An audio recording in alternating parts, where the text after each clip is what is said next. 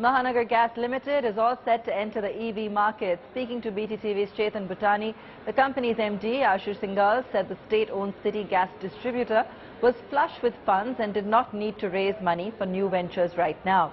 Here's an excerpt. And so, what are your plans for electric mobility? Because, MGL is at the heart of supplying gas, but, electric is quite different from a gas-based company. So, but I'm sure you might be looking at an electric vehicle revolution that's literally on the verge of burst and a penetration in India. Could you give us a sense what MGL is doing in electric mobility? Yeah, I think electric mobility is a very active space. A lot of technologies are being developed, and we see that a lot of penetration is happening in two-wheeler side. Around 80–90% vehicles of electric vehicles are being sold in India is two-wheelers, and more penetration is expected to take forward in three-wheeler segment.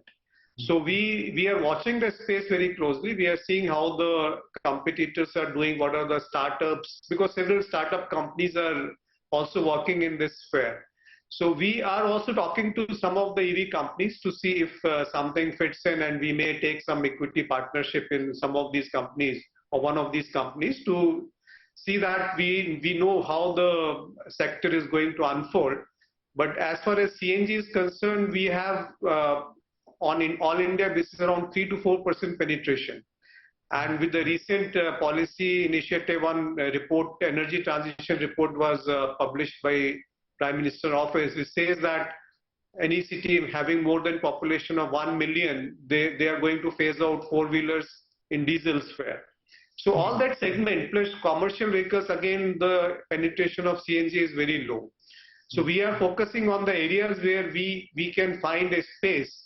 And in my view, kitty is so large that all these fuels can coexist. It is not that if electric vehicle comes, CNG will be totally displaced. Even if the phasing out has to happen, it will be the dirtiest fuel first.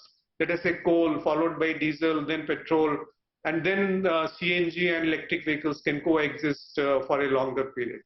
And so what are the capex plans? There were reports of about 600 to 800 crore capex lined up for this year. How do you plan to fund it? Is also land bank monetization on the plans?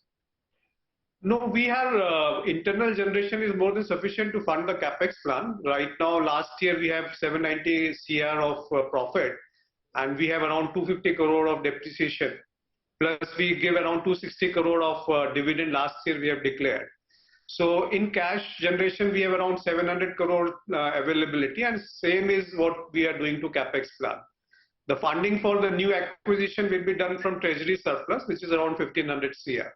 So, the funds are available. I don't think we will be required to take debt as such in this financial year at least.